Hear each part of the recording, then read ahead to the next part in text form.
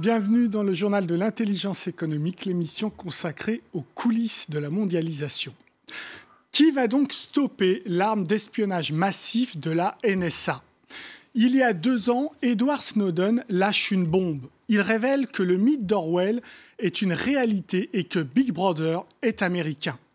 La NSA peut tout écouter, mail, fax, téléphone fixe ou mobile, Internet, bref, rien ne lui échappe. Snowden sait de quoi il parle, il a travaillé pour la CIA et la NSA. Retour donc sur des révélations qui ont stupéfait le monde. 12 juin 2013. Quelques jours après les premières révélations de Snowden, le responsable de la NSA nie les faits.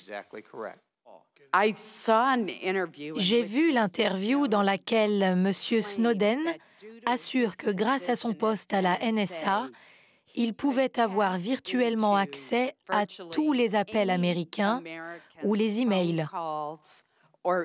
Vrai ou faux? Faux, je ne connais aucun moyen de faire ça. Pourtant, la vérité est bien là. C'est la plus grande opération d'espionnage de l'histoire de l'humanité. La NSA est branchée sur tous les ordinateurs, tous les téléphones, tous les fax. Dans quel but? La lutte contre le terrorisme? Mais alors pourquoi espionner le portable d'Angela Merkel ou subtiliser les informations du pétrolier brésilien Petrobras? Il y a un chiffre qui est cité par la NSA elle-même. Quand on lui demande à quoi vous servez, elle dit l'antiterrorisme et l'anticriminalité, c'est 35% de mon activité. Donc 35%, 65%, c'est le reste. Et le reste, c'est quoi? Le reste, c'est l'intelligence économique, diplomatique, militaire, politique, etc., etc. La NSA et ses centaines de milliers d'employés mènent la guerre économique aux entreprises étrangères. On est loin d'un monde où le commerce adoucit les mœurs. Mais la globalisation, c'est pas tout le monde il est beau, il est gentil. La globalisation, pour les Américains, c'est une offensive commerciale, financière, stratégique. Pendant que les Américains surveillent, la France et l'Europe débattent. Une manière de gagner du temps pour éviter de prendre de véritables mesures. 2 ans après les révélations d'Edward Snowden, les grandes oreilles américaines poursuivent leur besogne. Rien n'a changé ou si peu. Début juin, le Congrès américain votait un nouveau texte pour mieux encadrer les écoutes de la NSA sur les Américains. En Europe, on apprenait au printemps 2015 que les services de renseignement allemands espionnaient des entreprises européennes pour le compte des services américains. Bref, rien n'avance comme le constate Edward Snowden lui-même, qui était l'invité d'Amnesty International France en décembre dernier. Un reportage de Marlène Bérard. 2 ans déjà qu'Edward Snowden a stupéfait le monde en révélant l'espionnage de masse des États-Unis. Qu'est-ce qui a changé depuis? Pas grand-chose. Les grandes oreilles américaines continuent leur discrète besogne. Des protestations, des indignations, de la colère, mais aucune loi pour protéger la vie privée. L'ancien agent de la CIA et de la NSA était l'invité d'Amnesty France en décembre 2014, entre déception et espoir. Ce que je peux dire, c'est que ces systèmes continuent à être utilisés aujourd'hui dans beaucoup de pays du monde occidental. Et la situation a empiré, que ce soit aux États-Unis, au Royaume-Uni ou ailleurs. Mais on voit que ces mesures commencent à être questionnées et critiquées. Jusqu'à présent, non, je ne crains pas, mais je sais qu'effectivement, il y a une machine infernale qui est enclenchée. Depuis 2 ans, on débat, mais aucune mesure tangible contre ces atteintes à la vie privée. Ce qui a changé, c'est qu'il y a plus de débats publics, au moins dans quelques pays, à propos de la surveillance de masse et de ce que signifie le droit au respect de la vie privée. Beaucoup de gens savent de quoi sont capables les gouvernements et parfois doivent se protéger. Mais pour l'instant, et c'est regrettable, il y a eu beaucoup de réticences lorsqu'il s'agit de renforcer les lois pour plus de sécurité en ligne. Pour ce spécialiste, la solution technique n'existe pas. Les services de renseignement américains seront toujours plus forts. Du moins, tant que la France et l'Europe continueront à confier leur sécurité à Washington. Depuis, on va dire, 7-8 ans, on a abandonné une certaine politique d'indépendance au niveau français et qu'on a accepté un genou à terre la vassalisation officielle du pays vis-à-vis des États-Unis. Un genou à terre, vassalisation.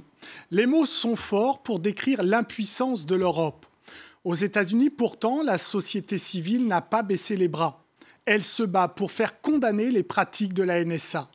Notre reporter a rencontré l'avocat d'Edward Snowden à New York en février dernier. Ben Wisner est le conseiller juridique d'Edward Snowden. Il est membre d'ACLU, l'Union américaine pour les libertés civiles, installée à New York. Une ONG très influente aux États-Unis. ACLU est à la pointe du combat contre la surveillance de masse. À chaque fois que l'on faisait un procès à la NSA en expliquant que des programmes violaient la Constitution, ces procès étaient annulés par la Cour. Non pas parce que la Cour reconnaissait que les programmes étaient légaux, mais parce que le gouvernement réussissait à les convaincre que les programmes étaient trop secrets pour être discutés à la Cour. Mais après juin 2013, la donne change. L'ancien agent de la CIA et de la NSA révèle que cet espionnage vise aussi les Américains. Le tout premier document qui a été publié à partir des révélations Snowden est que la NSA collectait au quotidien toutes les données téléphoniques des appels des Américains. Et ça, c'était un ticket d'entrée à la Cour fédérale pour notre organisation. Donc depuis, nous avons lancé des procès dans plusieurs cours fédérales. Et un ticket aussi pour les Oscars. En février 2015, le film Citizenfour, qui retrace les révélations de Snowden en temps réel, reçoit le prix du meilleur documentaire.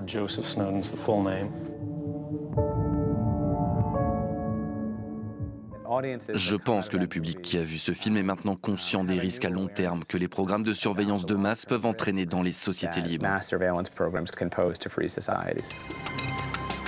Aujourd'hui, 63% des Américains s'opposent à la surveillance de masse, selon un sondage d'Amnesty International réalisé cette année. Toutefois, une majorité d'entre eux se prononce pour l'espionnage des étrangers vivant aux États-Unis. D'après un sondage d'Amnesty International publié en mars 2015, l'opinion publique internationale se prononce clairement contre cette surveillance de masse. Allemagne, Brésil, Espagne et Suède figurent parmi les pays les plus opposés, avec des chiffres qui dépassent les 70%. En Allemagne, la question est très sensible. Alors, les hackers s'organisent. L'un d'entre eux a confectionné un logiciel assez simple d'utilisation pour mieux se protéger. Notre reporter Marlène Aberard l'a rencontré à Berlin.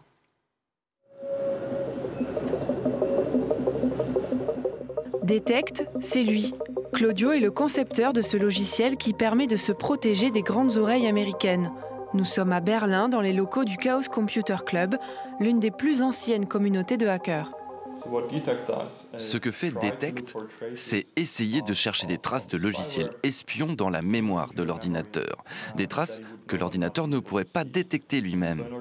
Donc, vous lancez le programme et le tour est joué. Claudio a conçu son logiciel avant tout pour les journalistes et les activistes des pays non démocratiques. Il a donc été surpris par son impact. Je m'attendais à ce qu'un public particulier l'utilise. C'est-à-dire des gens pris pour cible dans certains pays. Alors qu'en fait, la majorité étaient des gens du monde occidental, des Américains et des Européens aussi. Le site internet a reçu à peu près 1 million de visiteurs uniques en une semaine. C'est beaucoup plus que ce que j'espérais.